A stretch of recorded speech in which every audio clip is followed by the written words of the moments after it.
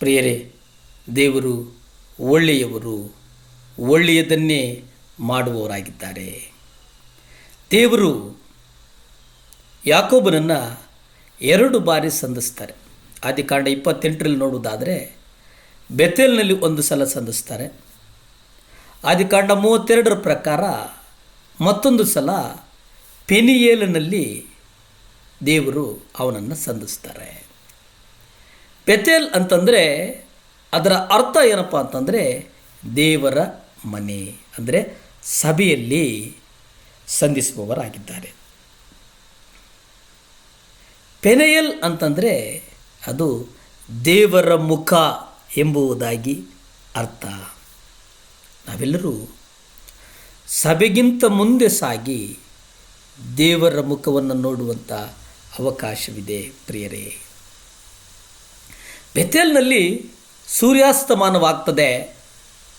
ಇದು ಭೌಗೋಳಿಕವಾದಂಥ ಒಂದು ಸಂಗತಿಯಾದರೂ ಯಾಕೋಬನ ಜೀವನದಲ್ಲಿ ನಡೆಯುವಂಥದ್ದು ಅದು ಸೂಚಿಸ್ತದೆ. ಯಾಕೆಂದರೆ ಮುಂದೆ 20 ವರ್ಷಗಳ ಕಾಲ ಅವನ ಅವಧಿ ಕಾರ್ಗತ್ತಲೆಯ ಅವಧಿ. ಅದರ ನಂತರ ಪೆನಿಯೇಲಿನಲ್ಲಿ ಸೂರ್ಯೋದಯ ಆಗ್ತದೆ. ಆದಿಕಾಂಡ 32-31 ನೋಡ್ತೇವೆ.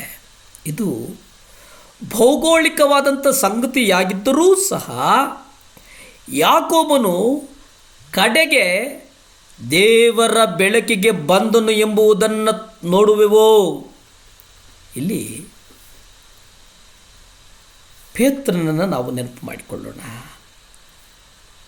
ಪೇತ್ರನ 2 ಪರಿವರ್ತನೆಯಿಂದ ಬಹಳಷ್ಟು ವಿಶ್ವಾಸಿಗಳು ಯಾರು ಕಾಲಾಂತರದಲ್ಲಿ ದೇವರೊಂದಿಗೆ ನಡೆದಿರುತ್ತಾರೋ ಅವರೆಲ್ಲರೂ ಸಹ ದೇವರನ್ನು 2 ಬಾರಿ ಭೇಟಿಯಾಗಿ ದೇವರೊಂದಿಗೆ ಮುಖಾಮುಖಿಯಾಗಿರ್ತಾರೆ.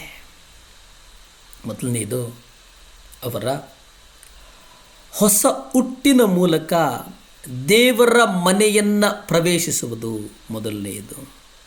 2ನೇದು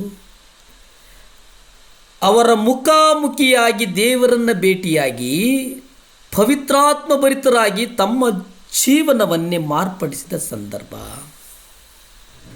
ಬೆಥೇಲಿನಲ್ಲಿ ಯಾಕೋಬನು ಒಂದು ಏಣಿಯು ಭೂಮಿಯಿಂದ ಸ್ವರ್ಗದವರೆಗೆ ಚಾಚಿಕೊಂಡಿರುವುದನ್ನು ಕನಸಿನಲ್ಲಿ ಕಾಣ್ತಾನೆ. ಯೇಸು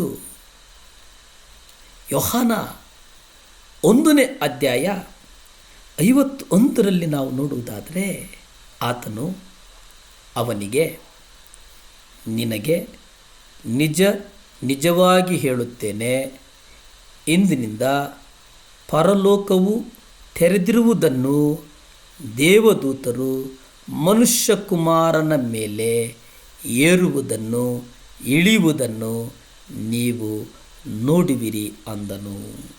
ಅಂದರೆ ಏಣಿ ಭೂಮಿಯಿಂದ ಸ್ವರ್ಗಕ್ಕೇರಿ ಹೋಗುವ ಮಾರ್ಗವೆಂದು ನಾವು ನೆನೆಸ್ತೇವೆ. ಆದರೆ ಯಾಕೋಬನು ಯೇಸುವು ಸ್ವರ್ಗದ ಆದಿಯನ್ನು ತೆರೆಯುವಂತೆ ಪ್ರವಾದನೆಯ ಮೂಲಕ ದರ್ಶನವನ್ನು ಕಂಡುಕೊಂಡ ನಂತರ ಆ ಕನಸಿನಲ್ಲಿ ಕರ್ತನು ಯಾಕೋಬನಿಗೆ ಹಲವು ವಾಗ್ದಾನಗಳನ್ನು ಮಾಡ್ತಾನೆ. ಆದರೆ ಯಾಕೋಬ ಬಹಳ ಪ್ರಾಪಂಚಿಕ ಮನಸ್ಸುಳ್ಳವನಿರ್ತಾನೆ. ಅವನು ಪ್ರಾಪಂಚಿಕ ಭದ್ರತೆ, ಶಾರೀರಿಕ ಆರೋಗ್ಯ, ಆರ್ಥಿಕ ಅಭಿವೃದ್ಧಿ ಇವುಗಳ ಬಗ್ಗೆ ಆಲೋಚಿಸ್ತಾನೆ, ಇವುಗಳ ಬಗ್ಗೆ ಚಿಂತಿಸ್ತಾನೆ, ಇವುಗಳ ಬಗ್ಗೆ ನೆನೆಸ್ತಾನೆ. ಅಂದರೆ ಈ ಪ್ರಾಪಂಚಿಕವಾದಂಥ ಸುಖಗಳು ಮನುಷ್ಯನಿಗೂ ಭಾಳ ಮುಖ್ಯ ಅನ್ನುವಂಥದ್ದನ್ನು ಅವನು ಗ್ರಹಿಸ್ತಾನೆ. ಪ್ರಿಯರೇ, ಪ್ರಾರ್ಥನೆ ಮಾಡಿಕೊಳ್ಳೋಣ. ಭೂಮಿ ಆಕಾಶಗಳನ್ನು ಉಂಟು ಮಾಡಿದಂಥ ಸರ್ವಶಕ್ತನಾದಂಥ ದೇವರ ಸ್ತೋತ್ರಪ್ಪ.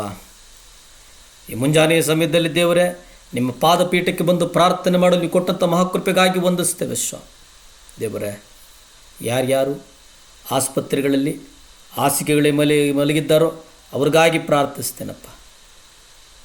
ನಿಮ್ಮ ಗಾಯವುಳ್ಳ ಹಸ್ತಗಳಿಂದ ದೇವರೇ ಗುಣವಾಗಲಿ ಯೇಸುವೇ, ಯೆಶಾಯ 53ರಲ್ಲಿ ಹೇಳಿರುವ ಪ್ರಕಾರ ಸ್ವಾಮಿ ಆರೋಗ್ಯವನ್ನು ಕೊಡುವ ಆತನು ನೀನು. ಮಕ್ಕಳ ಆರೋಗ್ಯ ಕೊಡು, ಸುಖ ಕೊಡು, ಬಲ ಕೊಡು. ಸ್ತುತಿ, ಘನ, ಮಾನ, ಮಹಿಮೆ ನಿಮ್ಮೊಬ್ಬರಿಗೇ ಸಲ್ಲಿ ತಂದೆ. ಆಮೇನ್, ಆಮೇನ್.